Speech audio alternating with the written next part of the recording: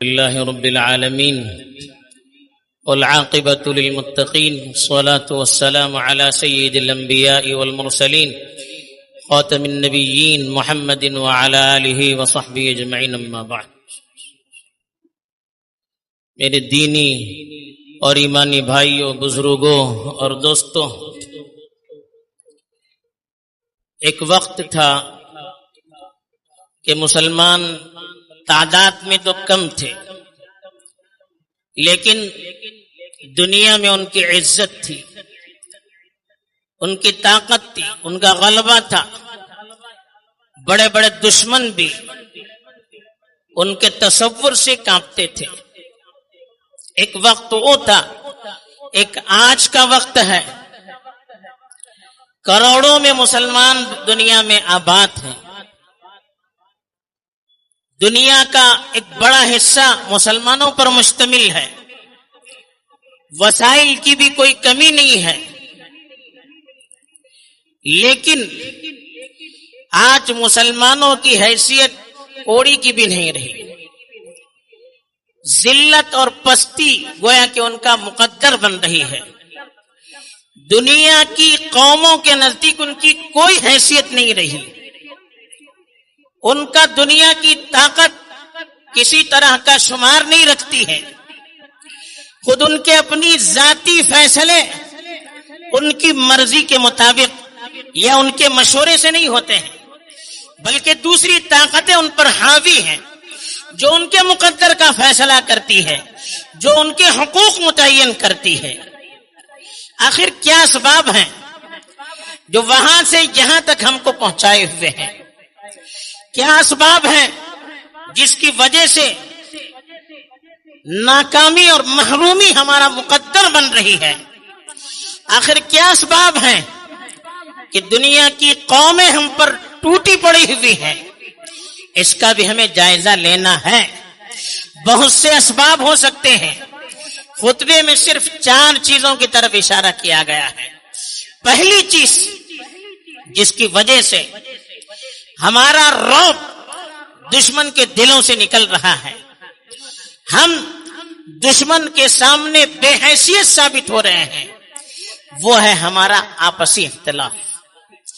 اتنی بڑی تعداد میں ہونے کے باوجود ہماری آواز ایک نہیں ہے، کسی رائے پر ہم متفق ہو نہیں پاتے ہیں، بلکہ ایک دوسرے کی ٹانگ کھینچنا، ایک دوسرے کو دبانا، ایک دوسرے کے خلاف لگائی بجھائی کرنا، ایک دوسرے کو نیچا دکھانے کی کوشش کرنا، یہ ہمارے معاشرے کا شعار بن چکا ہے۔ حالانکہ حدیث میں رسول اللہ صلی اللہ علیہ وسلم نے ارشاد فرمایا، ید اللہ علی الجماعہ، اجتماعیت کے ساتھ متحد رہنے میں، ایک جٹ رہنے میں، ایک آواز رہنے میں اللہ کی مدد ہوتی ہے۔ اللہ کی مدد کی وجہ سے ہماری عزت ہوتی ہے۔ اللہ کی مدد کے بغیر ہماری کوئی حیثیت نہیں۔ تو جب ہم متحد نہیں رہیں گے، ہم آپس میں بٹے رہیں گے، الگ الگ فکروں کی بنیاد پر، الگ الگ قوموں کی بنیاد پر، زبان کی بنیاد پر، جماعتوں کی بنیاد پر، اداروں کی بنیاد پر ہم بٹے رہیں گے، آپس میں ملنے کے لیے ہم تیار نہیں ہوں گے، تو پھر اللہ کی مدد کہاں سے آ سکتی ہے؟ قرآن نے صاف ارشاد فرمایا، وَلَا تَنَازَعُوا فَتَفْشَلُوا، آپس میں مت لڑیے، ایک دوسرے کی ٹانگ مت کھینچیے، کھینچا تانی مت کیجیے، ناکام ہو جاؤ گے، نامراد ہو جاؤ گے۔ وَتَذْهَبَ رِيحُكُمْ، تمہاری ہوا اکڑ جائے گی، تمہاری طاقت چلی جائے گی۔ اس لیے اتحاد کے لیے ضروری ہے کہ ہر آدمی اپنے جذبات کو دبائے رہے۔ مل جل کر رہنا ہے تو رائے کا اختلاف ہو سکتا ہے، رائے کے اختلاف کو، ذات کے اختلاف کو امت کے اختلاف کا ذریعہ نہیں بنانا چاہیے۔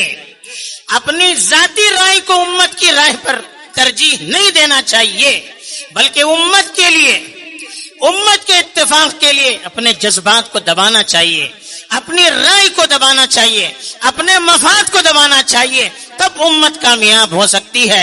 इसीलिए कहा ऐसे मौके पर हमारे जज्बात आड़े आ जाएं, हमारी राय आड़े आ जाए, हमारे ग्रुप बंदियां आड़े आ जाए, हमारी जाती मफाद आड़े आ जाए, तो कहा वस्बिरू, आप अपने आप को कंट्रोल में रखिए, आप अपने जज्बात को दबाए रखिए, आप हक पर जमे रहिए, आप लोगों के साथ जमे रहिए, तब अल्लाह की मदद आती है।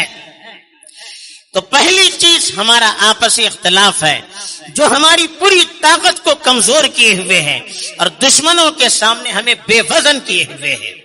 दूसरी जो चीज है वो है क़ियादत से हमारा भरोसा उठ गया, हमें अपनी क़ियादत पर भरोसा नहीं रहा। लोग शिकायत करते हैं कि अच्छी क़ियादत नहीं मिलती है, अच्छे कायद नहीं मिलते हैं, कायद कहीं आसमान से उतरते नहीं हैं, क़ियादत कहीं आसमान से नाजिल नहीं होती है। देखिए कायद चाहे कितना कमजोर हो, क़ियादत चाहे कितनी कमजोर हो, जब उनके मानने वाले उनके साथ रहेंगे तो उनकी ताकत बढ़ती है। मानने वालों के साथ, उनके पीछे चलने वालों के साथ, उनकी आवाज पर लब्बैक कहने वालों की वजह से, उनके साथ देने की वजह से उनकी ताकत बनती है, उनकी आवाज बनती है, वो क़ियादत मजबूत होती है। तारीख ने ऐसे बहुत से कायदीन को देखा है जो बड़े मजबूत, बड़े ज़हीन, लेकिन उनके मानने वालों ने उनका साथ नहीं दिया, उनकी राय को कबूल नहीं किया, तो बड़े ज़हीन और अबकरी होने के बावजूद दुनिया में वो कुछ नहीं कर सके। तो क़ियादत को ताकत मिलती है मानने वालों की वजह से। आज दुश्मन यही चाहते हैं कि हमारी क़ियादत पर से हमारा भरोसा उठाया जाए, हमारे मिल्ली इदारे जो हमारी क़ियादत करते हैं, हमारे उलमा जिम्मेदारान जो हमारी रहबरी करते हैं, उनके खिलाफ बदगुमानियां पैदा की जा रही है, उन पर से हमारा एतमाद उठाया जा रहा है, उनकी छवि आज मीडिया के जरिए से बिगाड़ कर पेश की जाती है। अफसोस होता है हम बैठे कुछ करते भी नहीं है सिवाय तबसरे करने के। काम करने वाले बेचारे काम करना चाहते हैं, हम उनका साथ देना तो दूर की बात, उनकी हिम्मत अफजाई भी नहीं करते, बल्कि उनके खिलाफ तबसरे करके, उनके खिलाफ माहौल बनाकर हम अपनी ताकत को कमजोर करते हैं, उनकी हिम्मतों को पस्त कर देते हैं। याद रखिए, जब तक हम अपने कायदीन पर भरोसा नहीं करेंगे, उनका साथ नहीं देंगे, तब तक अल्लाह की मदद हमारे साथ नहीं आ सकती, तब तक हम कोई मजबूत इक़दाम नहीं कर सकते, कोई मजबूत कदम नहीं उठा सकते, हमारी आवाज में कोई वजन नहीं हो सकता। तो आज हमें अपनी क़ियादत पर भरोसा करना चाहिए। आप ये न देखिए कि कौन कायद है, ये देखिए कि किस चीज की वो क़ियादत कर रहा है। अल्लाह के रसूल ने साफ इरशाद फरमाया, इस्माउ व अतीउ व इन उम्मिर अलैकुम अब्दुन हबशियुन कअन्न रअसहु ज़बीबा। कहा कि अपने कायदीन की बात मानिए, उनकी इताअत और फरमाबरदारी कीजिए, उनके झंडे तले चलिए, अगरचे वो काला हबशी गुलाम ही क्यों ना हो, उसका सर किशमिश की तरह से क्यों ना हो, यानी इंतहाई बदसूरत हो, बदनुमा हो, उस और निचली जात वाला आदमी हो, जिसको हम समझते हैं अल्लाह के नजदीक कोई निचला नहीं होता है, ये हमारी तकसीम है। चाहे वो किस जात का हो, किस जुबान का बोलने वाला हो, अगर उसको हमने कायद बना दिया, मिल्लत ने उसके हाथ में क़ियादत दे दी, तो हमें उसकी बात मानना चाहिए। जब तक वो शरीयत के दायरे में रहकर अमल करता हो, दीन और इस्लाम के मफाद के लिए काम करता हो, हमें उसका साथ देना चाहिए। बगैर उसको साथ दिए हुए हमारी ताकत मजबूत नहीं हो सकती। बनी इसराइल की तारीख पढ़िए, जब तक बनी इसराइल ने अपनी क़ियादत की खिलाफ वर्जी की, तब तक वो जलील रहे। जब अपनी क़ियादत पर भरोसा किया तो अल्लाह ने उनको इज्जत और सरबलंदी अदा की। हमें तारीख से सबक लेना चाहिए, वरना फिर जो उनका हशर होगा, अल्लाह हजार बार ना करे, हमारा भी यही हाल हो सकता है। आज जो नमूने देख रहे हैं बड़े दर्दनाक हैं, बड़ी मायूसी होती है। मायूस नहीं होना चाहिए, लेकिन हमारी अपनी कमजोरियां, हमारी अपनी बेबसियां, ہماری خلاف ورزیاں ہمیں پیچھے کیے ہوئے ہیں. تیسری جو چیز جو اللہ کی رحمت سے اللہ کی مدد سے ہمیں محروم کیے ہوئے ہے وہ ہے اللہ کی ذات پر ہمارا وہ بھروسہ نہیں رہا. ہمارے اعمال ہمارے اخلاق وہ نہیں رہے جو اللہ کی مدد کو نازل کر سکیں. دیکھیے صرف طاقت صرف وسائل کے بل بوتے پر امت ترقی نہیں کر سکتی. صرف وسائل کو اختیار کرنے پر اسباب کے اختیار کرنے پر اللہ کی مدد نازل نہیں ہوتی ہے بلکہ اس کے ساتھ ساتھ اللہ کی اطاعت اور فرما برداری ضروری ہے.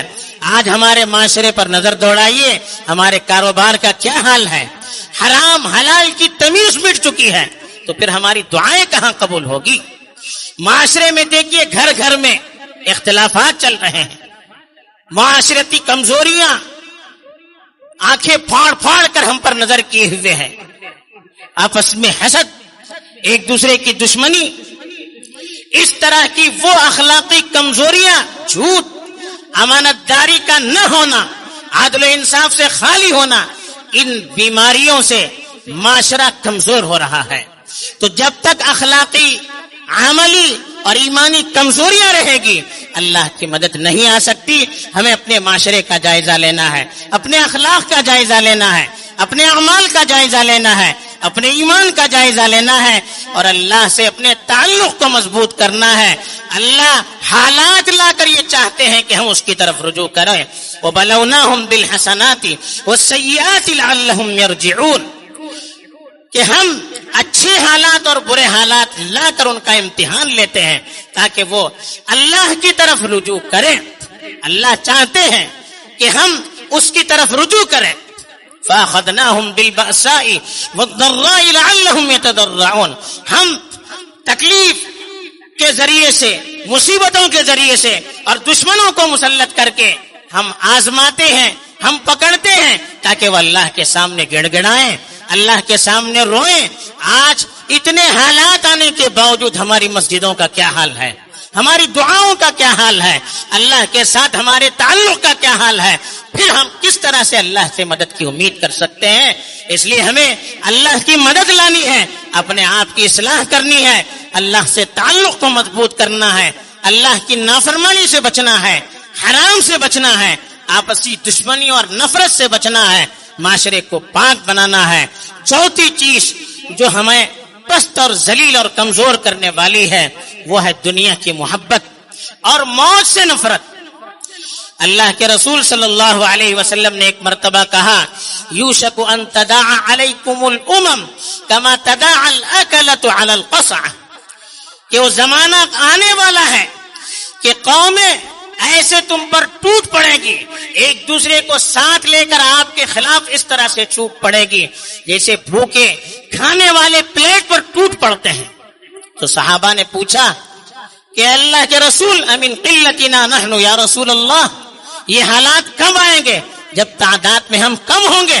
فرمایا لا ولکنکم غثاء کغثاء السیل تمہاری حیثیت تو طوفان میں جو جھاگ ہوتی ہے پانی کے بہاؤ میں جو جھاگ ہوتی فینو کچرا اس طرح سے تمہاری حیثیت ہوگی. کوئی حیثیت نہیں ہوگی جیسے جھاگ اور کچرے کی حیثیت ہوگی وہ تمہاری حیثیت ہوگی یعنی تعداد میں ہونے کے باوجود بے وقات ہوں گے. تو صحابہ نے پوچھا ایسا کیوں ہوگا. فرمایا اور کہا کہ دشمن کے دلوں سے تمہاری ہیبت تمہارا دبدبہ اور تمہارا رعب نکال دیا جائے گا. دیکھیے ہمارے ایمان کی وجہ سے ہمارے اعمال کی وجہ سے ہمارے اخلاق کی وجہ سے ہمارے اتحاد کی وجہ سے ہماری اطاعت اور فرما برداری کی وجہ سے ہماری قیادت کے ساتھ تعلق اور بھروسے کی وجہ سے دشمن کے دلوں میں ہمارا رعب ڈال دیا جاتا ہے دبدبہ ڈال دیا جاتا ہے. یہ دبدبہ اللہ کی طرف سے نکالا جاتا ہے کب. اللہ نے کہا جب وہن ہوگا. صحابہ نے پوچھا وہن کیا ہے. کہا حب الدنیا وکراہیت الموت دنیا کی محبت اور موت سے نفرت. آج دیکھیے دنیا کے لیے ہم کیا کر رہے ہیں کوئی بتانے والی چیز نہیں. کتنی حد تک ہم گر جاتے ہیں دنیا کے لیے. ایسا لگتا ہے کہ سدا عمر ہمیں یہیں پر رہنا ہے مرنا نہیں ہے. مرنے کے موت کے تذکرے سے نفرت ہے ہمیں. مرنے کا جذبہ آج مختلف طریقوں سے ہمارے دلوں سے نکال دیا جا چکا ہے. جب تک موت سے محبت نہیں ہوگی، اور موت کی محبت کب ہوگی؟ جب دنیا پر سے ہمارا اعتماد اٹھ کر آخرت کی زندگی پر ہمارا بھروسہ ہوگا، جان دینے اور سرفروشی کا جذبہ ہمارے اندر ہوگا، تب تک دشمنوں کے دلوں میں رعب نہیں پڑ سکتا. یہ 4 چیزیں جو بتائی گئی ہے، ان کو اگر ہم اختیار کریں گے، امید ہے کہ اللہ کی مدد ہمارے ساتھ آئے، اور ہم جس پستی اور ذلت میں پڑے ہوئے ہیں، اللہ کی رحمت سے وہ پستی اور وہ ذلت ہم سے دور کر دی جائے، اور پھر سے اللہ تعالی ہمیں عزت اور سربلندی سے نوازے. اللہ تعالی ہمیں توفیق